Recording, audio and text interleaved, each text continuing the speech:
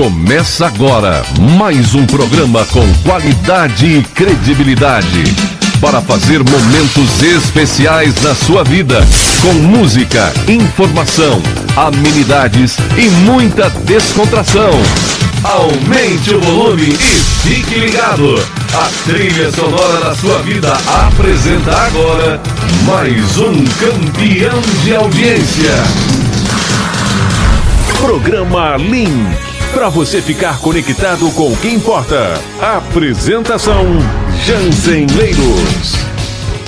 Muito bem, minha gente, vamos voltando aqui para o estúdio agora para recebermos o Wellington Silva, meu amigo gestor público, especialista em marketing e comunicador. Wellington Silva, bom dia, bem-vindo. Bom dia, Jansen Leiros, saudade, como vai, tudo bem? Então, parabéns para nós, né? Dia dos Pais ontem, parabéns aí. Rapaz, estamos de parabéns, né? Como é que foi? Exato. Curtiu bem o Dia dos Pais? Sim, tem um pequeno e curti bem o pequeno, e meu pai ainda vivo aos 84 anos, também pude curti-lo. Que maravilha, meu pai estaria com 85, 86, se eu não me engano. Que legal. Mas infelizmente faleceu, tem uns 5, 6 anos já. Mas ainda é muito presente na memória da gente, lógico, né? Sim. Eu tive é um legado, né? Eu tive o privilégio de ter diversas pessoas que foram pais para mim, né? Ontem também me deu muita saudade do meu sogro, que foi um paizão sempre, né? E sempre me causa muita lembrança de todos os dias, porque era muito presente, e a gente sente muita falta dele. Em dias assim comemorativos. Sim. A gente tem aí um coração aí, uma mente. Falhou um pouquinho. Pronto, voltou ao normal. Sim. Voltou ao normal. De vez em quando tem essas bobeiras, né? Na internet, você sabe que a informática... Normal. Hoje é dia de informática, inclusive. Né? Hoje é dia de informática. Exato. E eu costumo dizer que a informática serve para resolver todos os problemas que nós nunca tivemos. Eu bem sei porque após eu me formar, eu atuei durante muito tempo na área de tecnologia, na área comercial de tecnologia. Então, já comercializei muito mouse, teclado, computador, nossa. Então a gente sabe bem o que é isso, né? A gente sabe bem o que é isso. Deixa eu perguntar um negócio. Esse fone cibernético que você tem aí, então... de Marte, de Londres, de onde veio isso? Então, esse aí é especial. Esse aqui é um 7.1 gamer, né? Porque hoje a informática muda muito. A gente tem aí o advento do celular que revolucionou a informática. Então, hoje, a informática era para todos o meio de chegar à comunicação melhor, né? Mas hoje o celular substitui, mas fica a linha gamer e a linha corporativa para as empresas que basicamente hoje fecham em grandes contas, né? Aí a marca, não fazendo propaganda de marca, mas a marca mais famosa hoje para o corporativo é a Dell Computadores. É verdade, né? É verdade. Eu uso também. Onde você vai tem Dell, não tem jeito.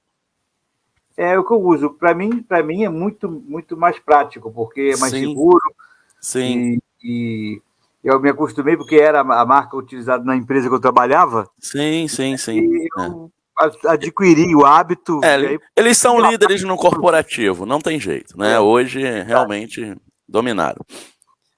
Mas... Para mim fica muito normal utilizar. Sim. Mas um dia ainda vou ter um fone desse, cibernético. Não, vai sim, fica tranquilo. Mas quando a gente mais precisa, alguma coisa sempre na informática dá problema. Isso aí é fato, não tem jeito, né? Ainda mais que depende sempre de alguém pilotando, né? Entre Exato, o computador e isso que eu ia falar, né?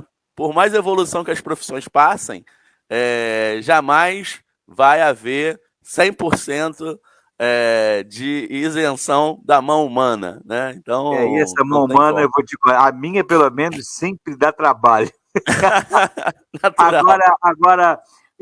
caminhando aqui para o nosso papo e naquilo que a gente tem maior comando e maior domínio do que é na informática, amanhã começaremos as campanhas políticas propriamente ditas, né? Verdade. Então, estávamos só esquentando os tamborins, né? Fazendo passinho aqui, passinho ali e tal. Agora o Repinique vai começar a puxar e... Agora é a hora da verdade, né? Existe um livro aí, A Hora da Verdade, do presidente da GE na época, e é a realidade. Não tem jeito. E aí começa efetivamente a campanha. Quais são as suas expectativas em termos de campanha? Você acha que essa campanha ela vai ser uma campanha mais equilibrada, mais dada à apresentação de propostas, em todos os níveis dos cargos que serão pleiteados? Porque lembrando, né, agora nós temos uma eleição majoritária, ou seja, são candidatos ao Executivo do Estado, a deputado e senador e presidente da República, são chamados majoritários. Trazendo... E esses cargos trarão candidatos com mais equilíbrio e mais apresentação de propostas, ou vamos viver o de sempre, um xingando a mãe do outro, dizendo que o outro é feio, um fez xixi fora do pinico e tal, e vai continuar nessa polarização? Eu acredito que a questão da polarização, né, eu não quero nem aqui deixar bem claro que eu conheço bem o Jansen e totalmente imparcial como imprensa de qualidade, por onde eu passei, por onde o Jansen passou, então nós temos esse compromisso com os ouvintes, mas a polarização ela é real, então a gente acha que hoje o olhar ele precisa ser muito mais antenado ao legislativo, porque é quem pode fazer realmente a renovação política e na hora de executarmos os projetos de lei, então é quem faz as leis. Então acho que o olhar da população, o olhar dos eleitores como um todo, ele tem que estar antenado nos legisladores, né? A polarização vai haver, não tem jeito. Eu acho que até mesmo a questão, tanto de esquerda e direita, eles deram uma pisadinha no freio quanto a esse conflito, porque a coisa chegou a um ponto aí, a gente percebe isso, que não está havendo essa... Está havendo sim, de forma jurídica, de forma estratégica, mas estão com muito zelo para não incentivar qualquer fala que gere um conflito, incentive um conflito, né? Eu acho que a democracia ela tem que realmente ser respeitada, o Estado democrático de direito, a gente tem que acreditar nas instituições, porque senão acabou. Então, acho que se a gente, como cidadão brasileiro, nós, como eleitores, precisamos ainda assim acreditar nas instituições, porque se a gente derruba elas... Pode continuar. Se a gente derruba elas de cara, né, se torna um caos. Então, fazer valer. O que precisa é ter uma qualidade, né, melhor, em termos de propostas, sim. Eu acho que quem vem para renovar vai apresentar mais propostas. E quem já está lá e tem, muitas vezes, uma máquina por trás, todo um trabalho feito, eles vão focar nas suas bases. Isso é fato. Verdade. Agora, eu acredito assim que é hora de ouvir as propostas. Uma renovação do legislativo ideal, né? A gente brinca que é utopia, seria 50%. Isso daria um oxigenar muito grande. Eu defendo muito, né, isso, político não é profissão, político é uma contribuição. Então, acho que nós precisamos ter pessoas novas, pessoas do bairro, pessoas que tenham uma capacidade por conta da sua formação, do seu preparo. Tem determinadas situações que você precisa negociar com várias camadas da sociedade e muitas vezes, quando a gente parte hoje para o populismo, que infelizmente vem acontecendo muito no nosso município, no nosso estado, no nosso país. E não é só isso, tá? Toda a América Latina está passando por isso também. Verdade. E Europa até. A gente tem o populismo, né? Ele é uma situação muito complicada, porque às vezes você leva pessoas que não têm capacidade e chega lá, ora surpreende, mas ora também pode decepcionar muito. E isso aí joga por terra novos projetos que poderiam ter surgido e ter agregado muito mais valor para o retorno para a população, para a contrapartida para a população. Então, isso é um olhar que a gente precisa ter. Olha, dá uma olhadinha no perfil, dá uma olhadinha no currículo da pessoa. Isso é importantíssimo. Na trajetória de vida, né? Não é só ficha limpa. Isso aí, hoje, principalmente no Rio, trazendo para o Rio, trazendo para o estado do Rio de Janeiro, nós vamos dar uma caneta, e uma caneta pesada, brinca, não é caneta azul, não é caneta dourada, caneta de ouro, para 70 deputados estaduais. Nós vamos dar para mais de 40 deputados federais, né, e onde um senador de 3, que 2 continuam, e um presidente, um vice-presidente, e um governador e um vice-governador. Então, olha o peso disso. Né? É muito importante as pessoas terem esse envolvimento. Não tem mais jeito,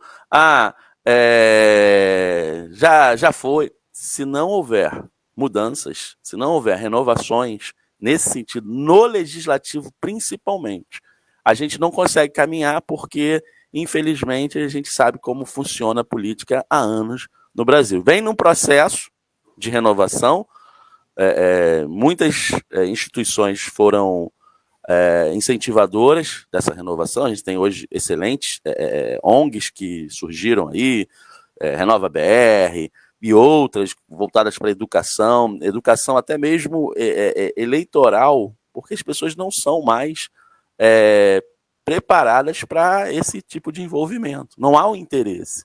Né? Então, despertar o interesse é muito importante nas novas gerações. Né? A gente teve uma quantidade muito grande de jovens que tiraram seus títulos agora, a partir dos 16 anos, e isso ajuda muito, porque eu acho que a sociedade como um todo, muitos criticam, porque alguns podem ser massa, enfim, direcionados, mas eu acho isso. Eu acho que tem que... Eu ia te perguntar. Eu ia te perguntar exatamente isso, não querendo te interromper, já te interrompendo. Não, claro. Exatamente sobre isso que você tocou agora. Você acredita que, pela primeira vez, né, nós batemos todos os recordes de eleitores aptos a votar. Como a maioria desses novos, ou melhor, a maioria desse gap, dessa variável, desse delta de eleitores, é de jovens, não estamos aí na iminência de ter uma massa de direcionada, né? Preparadas para a escolha e aí ser muito mais facilmente feito de massa de manobra por quem quer que seja? Não, eu acredito que, infelizmente, a gente tem uma educação falha no nosso país, isso é notório. Muita gente vem lutando há anos para a melhoria da qualidade educacional. Temos hoje várias instituições, várias fundações que abraçam isso, porque é de onde vai se formar novos cidadãos para a sociedade, cidadãos com idoneidade, cidadãos com integridade, né? Formar caráter realmente, que é necessário. A gente vem aí em uma situação muito complicada quando a gente trata de ética, né? Ética já foi. Hoje as pessoas, primeiro eu, segundo eu, terceiro eu. Então, infelizmente, até quando você vai conversar com política, sobre política, né, e mesmo como comentarista, né, você vê a percepção da população de desacreditar, de um desacreditamento total. E você, para conversar, como você gosta desse assunto, nós gostamos, né, Jansen? E gostamos porque a gente entende que a gente teve uma oportunidade na vida que tivemos uma boa formação, tivemos uma boa escola de vida, né, não só, digo, instituição educacional, mas como escola, referências, né, referências familiares, tudo é um conjunto que te forma como um cidadão que você pode vir a melhorar o teu bairro, a tua cidade, o teu estado, e isso que é de extrema importância. Só que se a gente desacredita também que o jovem ele tem capacidade, né, por conta dessa questão aí de massa, que realmente tem a ver, tem grupos interessados, mas ao mesmo tempo, eu lido com jovens há muito tempo, em vários projetos, e sei que há jovens politizados em termos de pensamento, podem ser a minoria no Brasil, podem, mas a gente não pode não incentivá-los a exercer a cidadania. Agora, é nosso papel, eu acho que é papel de quem, digamos assim, eu não sou candidato, você não é candidato, mas quem é candidato, justamente chegar nesses jovens e passar suas propostas, né, ou passar suas ideias. E aí eles vão ter, sim, e fazer por eles, porque eu acho que o mais importante é fazer por eles. Né? A gente tem várias situações aí na área da educação que pode ser feita, então abraçarem pautas que tenham a relação com esse novo eleitorado que está surgindo e debater, comunicar. Não, porque senão, Jansen, o que acontece? Infelizmente, fica aquela situação dos classistas, políticos classistas. Isso é terrível. Eu acho terrível.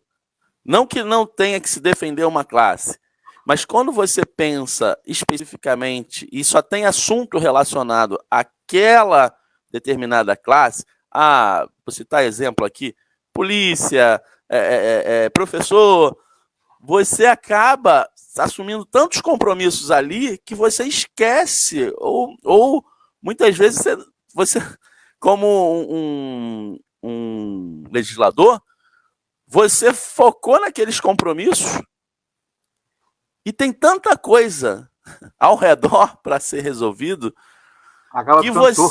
que você se compromete com aquilo que você teve a oportunidade de exercer, do teu mandato. Né? E isso aí é muito complicado. Tipo, a gente tem aí a a União dos Estudantes, temos a União dos Estudantes Secundaristas, e de lá surgem várias propostas também. Né? Agora, eu queria te perguntar o seguinte, você comentou mais cedo sobre renovação, né? Que do ideal da renovação, de 50% e tal. Sim. Eu queria te perguntar o seguinte, eu percebo claramente... O ideal é 50%, só que a gente sabe que o renovável é um terço. Infelizmente. A expectativa pode ser essa, mas a minha percepção pessoal em relação à questão disso é que me parece que os próprios partidos não trabalham e não demonstram um apetite para a renovação. Sim. Se você pegar aí, pelo menos os candidatos aos cargos executivos, praticamente todos os partidos estão reapresentando, reoferecendo a gente mais do mesmo. Digamos assim, repaginaram.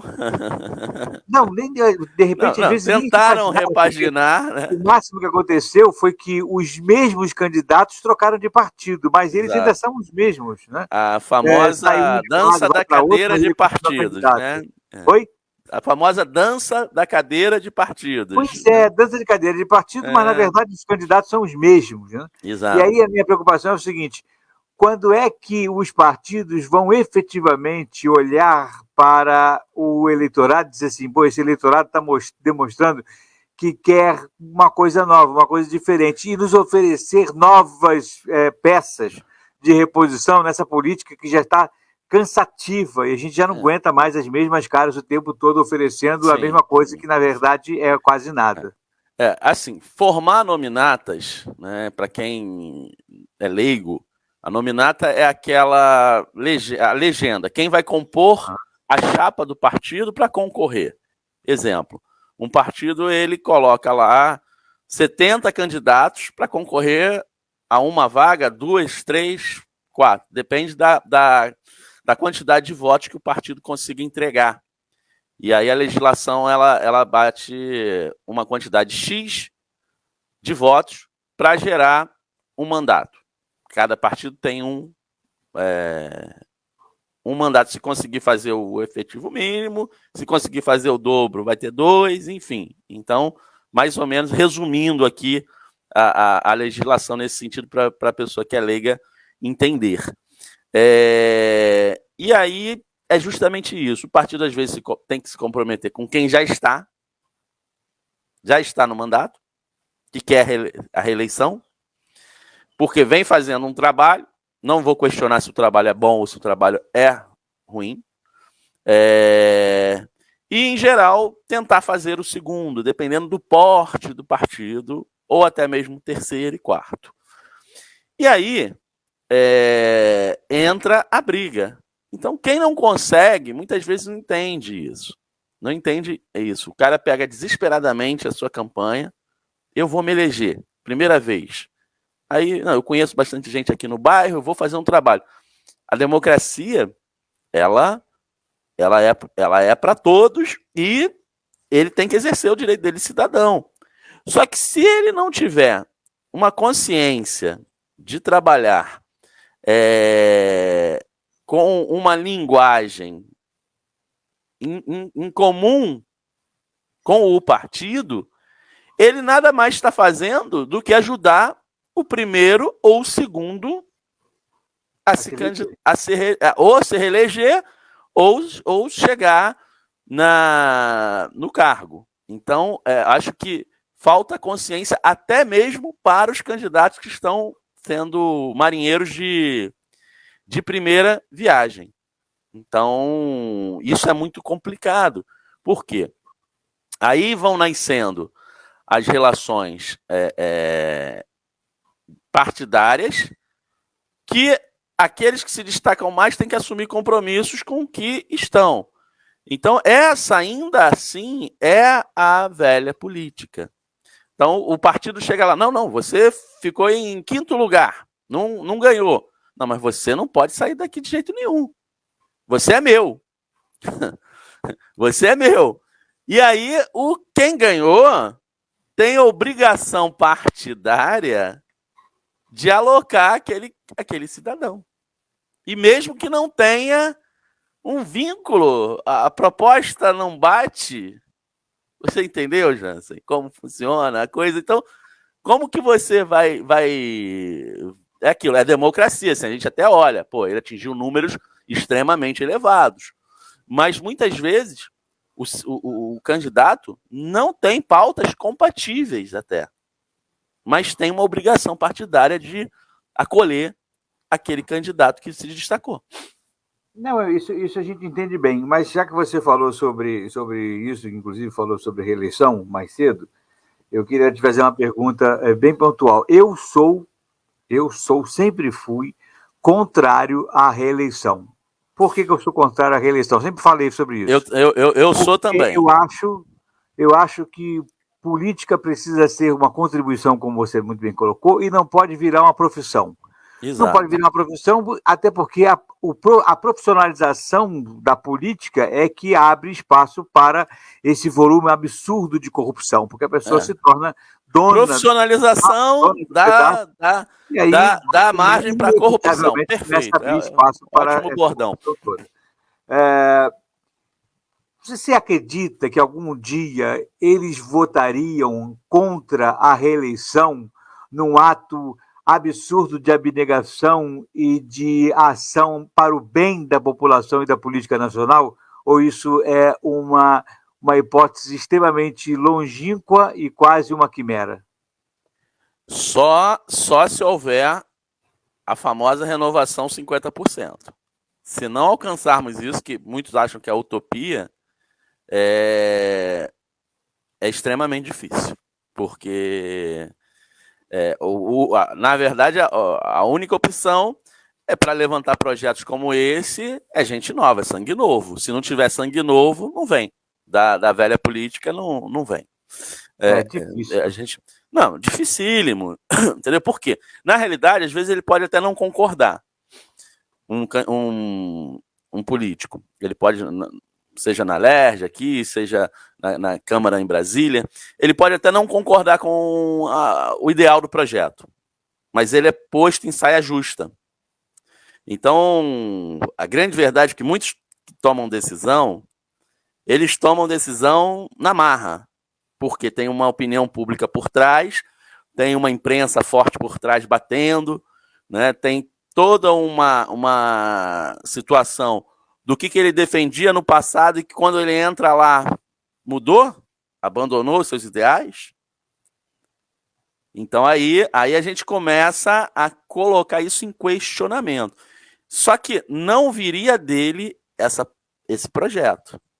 Não viria desse político de cadeira, digamos assim, né? Então, vai vir de quem? Vai vir da renovação. Se vier da renovação, é uma situação que, assim, que tipo assim, todo mundo sabe, mas ninguém quer ver. Deixa escondidinho embaixo do tapete. Mas uma hora se tropeça. Uma hora se tropeça. A poeira é tanta, né, que se você não varrer, ali uma hora se tropeça. E o próprio tropeço aí do próprio antigo político, digamos assim. Porque é tanta coisa que a gente sabe, toma conhecimento, que é de assustar. Então, assim, eu acho que para chegar nesse nível, Jansen, só se nós realmente conseguirmos atingir aí 50%. Tá? Aí teria condição de ter um alinhamento, um discurso na prática, para a gente terem propostas efetivas que passe na comissão, que passe na Comissão de Justiça, que passe na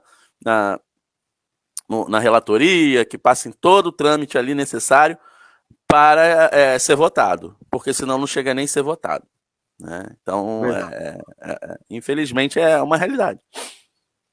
Agora, digamos assim, para a gente rir um pouquinho, vou falar um termo assim, se a farinha é pouca, meu pirão primeiro. Isso acontece em todos os lugares. Exato. Eu até ia te perguntar exatamente sobre isso, né? Você acredita que há uma proposital manutenção do pouco conhecimento da política e seus meandros por parte da população para que ela continue votando quase que por cabresto? Ou é uma situação, uma circunstância, como eu diria, uma consequência natural da falta de interesse da população por política que causa isso? Porque eu percebo claramente que quando as pessoas começam a discutir política, falam de responsabilidades, quando estão falando sobre, por exemplo, o deputado estadual, falam de responsabilidades que não são do deputado estadual. Quando estão falando de presidente da República, falam de responsabilidades que não são do presidente da República. Quando falam de governador, falam de responsabilidades que não são do governador do estado. Quer dizer, não há um conhecimento exato da onde e da alçada que cada cargo desse ocupado pode... Das tarefas específicas... Ou seja, essa manutenção dessa falta de conhecimento é interesse político, ou isso é apenas uma consequência terrível do desinteresse total da população por política? Acho que é o misto de um pouquinho de cada, né? Eu acho que a qualidade política, a qualidade como a gente... Eu falei no início, né? O populismo impera, tanto que eu acho até graça, porque tem muitos políticos que não usam nome e sobrenome, usam apelidos, né? Apelidos carinhosos, apelidos de... até mesmo de, digamos assim, que a gente fala dentro de casa, com o filho, com a mulher, enfim. Então, assim, eu acho que isso aí, para começar, é uma coisa que eu não acho nada legal. Tá? Eu acho que a gente tem que se apresentar com um currículo efetivo, mesmo um currículo, com nome e sobrenome. Claro que você pode ter sido, ter exercido qualquer cargo, qualquer profissão, isso é democracia. Até mesmo nome social agora, com essa questão de gênero, enfim, isso a gente não está questionando aqui. Só que, assim, é evidente que percebe-se uma tentativa de proximidade do eleitor, né? Então, o eleitor ele tem aquela proximidade àquele candidato que usa um apelido, enfim. E aí acaba que é o cara que é legal da cidade, é o cara que é legal, é bacana, é o cara que pô, é o brincalhão com todo mundo, é o cara que é o bom vivan, enfim. E aí o que o cara fez de projeto ou pensa de projeto? Não apresenta projeto. A gente pega aí as propostas de projetos de cargos do legislativo, é muito difícil. E muitas vezes aqueles que tratam de determinados assuntos, quando chegam lá, não conseguem cumprir. Não conseguem cumprir, não tem sequer um norte do que se discutiu na campanha. Isso é terrível, né? Eu te fiz essa pergunta porque me parece que, inclusive, para as mídias, a grande mídia, esse tipo de desconhecimento veio a calhar, né? Sim. Foi interessante, porque nesse último ano eu percebi claramente que se tentou rotular ou colocar na conta de um ou de outro candidato determinadas responsabilidades que nós que conhecemos um pouquinho mais de política sabemos que não é da pessoa. Sim. Até por falta de alçada para isto, não que não tenha feito, não que seja santo, não por isso, mas porque não é a alçada da pessoa, não Sim. é a alçada daquele cargo. E a própria mídia coloca na conta, porque como ninguém sabe mesmo, toca desse jeito e bota na conta do cara e vamos ver como é que fica. Ou seja, a ignorância, o desconhecimento se tornou interessante, não só mais para o próprio político, pela própria operação política, como até para a mídia. Eu acho que, infelizmente, no currículo escolar, e aqui, como eu falei, nós jamais vamos aqui defender polarização e levantar a esquerda, a direita, em termos de... Vamos dar oportunidade para todos falarem, né, Jansen? Sempre. Sempre todos se posicionarem, porque isso é democracia. Então, em termos de currículo escolar, né, no passado, e hoje vinculam muito a época da ditadura, e isso é por isso que se retirou, e que foi uma luta muito grande das novas conquistas, só que tudo que havia de informação para o aluno conhecer um pouquinho de política, conhecer um pouquinho do organização social e política do brasileira, civismo, né? A responsabilidades com os símbolos cívicos. Exatamente, organização social política brasileira, educação moral e cívica. Eu mesmo tendo uma visão muito para frente em termos de política, por ser um estudioso desse segmento e realmente procurar, com um pouco do conhecimento que eu tive de uma formação de uma universidade federal conceituada, a gente entende que se perdeu muito o conhecimento. Uhum. Não há grade curricular. Então, vai muito de quem? Vai muito do professor. A qualidade hoje de uma escola pública, ela pode ser totalmente diferente se houver um professor que queira se comprometer, queira se doar além daquilo que ele é pago. Eu tenho na família, a minha família, eu tenho inúmeros professores. Eu tenho uma irmã professora, eu tenho primos professores, educadores, amigos educadores. Então, cada um tem o seu pensamento político. Isso é democracia, cada um tem o seu pensamento, só que convergem em que nós tínhamos um respeito maior, gente que já que já vai passando de uma certa... Já não é chamado novinho, né, Jansen? como a garotada fala, eu querido... Inclusive. Há algum tempo, inclusive, né? Então assim, nós que não somos mais os novinhos, mas eles entendem, isso eu estou falando da educação, que é a dificuldade de ter respeito, né, em sala de aula. Hoje o professor ele se desgasta muito mais. Inúmeros professores estão pedindo licença porque não aguentam a pressão. Então, assim, eu não estou aqui, vejam bem, eu não estou aqui impondo autoritarismo, eu não estou aqui, eu só acho que sim, a disciplina, ela tem que haver. Nós, quando chegamos em qualquer instituição, exemplo, não me interpretem mal, não nos interpretem mal, mas quando você chega em qualquer instituição, se você vai tem que ir num fórum, você não entra de bermuda. Você não entra de bermuda. E o fórum representa o quê? O poder do povo. Você consegue entrar numa audiência de bermuda, Jansen? Você sabe disso? Hã? É uma questão de organização, né? De organização, exatamente. Né?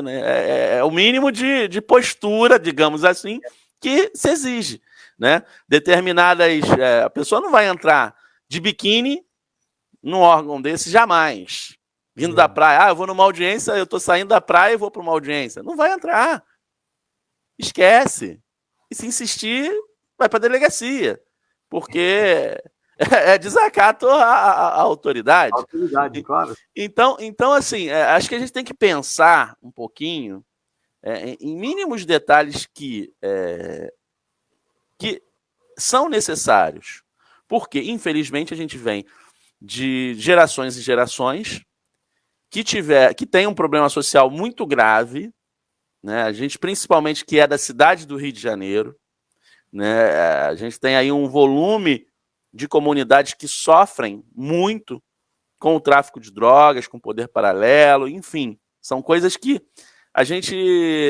são assuntos que muitas vezes se tornaram tabus para alguns, mas que é verdade. A qualidade educacional, é o que eu falo, por mais que a prefeitura ou o Estado queira investir, chega na hora, se não tiver um professor, um educador que faça a diferença, aquela turma, infelizmente, caminha, não avança. E aí não se politiza, não se desenvolvimento de pensamento não se tem, né? Hoje você precisa, para isso acontecer, né, envolver o aluno. A gente está falando um pouquinho de educação aqui, mas que é a base de tudo, Jansen. Não tem como não falar. E não há como fugir da educação nesses termos e também na educação política, né? Exatamente. Então, assim, eu me lembro muito bem, na época que eu estudei, o Collor estava sendo impeachmentado, primeiro impeachment, né? Então, os jovens foram para a rua, passamos os caras pintadas, né? Tivemos aquela euforia toda de mudança, né? Então, assim, pós-ditadura, né? Teve ali, não é a minha geração, mas teve direta já. Enfim, a emoção da juventude se envolver, isso era muito bonito, muito bacana de ser feito, porque a gente queria mudança, esses envolvimentos eram envolvimentos respeitosos, não havia confusões, como depois começaram a haver outros movimentos que tiveram mais complicações, porque chegou um momento que a coisa já estava meio que degringolada, então tiveram que chamar mais atenção. Com mais tensões, né, sociais. Exato. Então eu me lembro que na gincana da escola eu fui o caracterizado de Collor. E tinha uma colega minha que tinha um sobrepeso. A gente fez uma foto caracterizada de tudo, né, na época. Ela foi a Rosane, mas ela era cheinha, então ficou muito engraçado. Era assim, nós jovens querendo chamar a atenção da sociedade, né, nesse sentido. Então, havia uma politização, havia um discurso efetivo mesmo para que houvesse mudanças. né? E isso foi se perdendo. Então, eu acho que precisa haver, sim, uma revisão urgente nesse sentido de educação política. A gente se modernizou tanto, né? Hoje, a velocidade da informação é assim. Na nossa época, não era. A gente é de uma geração que eu falo para o meu filho, papai veio a ter celular adulto. Né? Olha para mim assim, com 5 anos. Hã? Não tinha celular. Como assim? Como assim? Né? Então é isso. Né? Eu acho que a gente tem hoje uma capacidade de informação, uma capacidade de conteúdo, numa velocidade tão extrema, pós-mundo globalizado, pós tanta coisa, e a essência, a gente poderia estar usando isso, claro que se usa, tá? Mas eu acho que a necessidade da conscientização política não é a conscientização política de incentivar a escolher A, B, C. É conscientização política dos jovens discutirem, debaterem, verem as questões pela escola. Começa pela escola.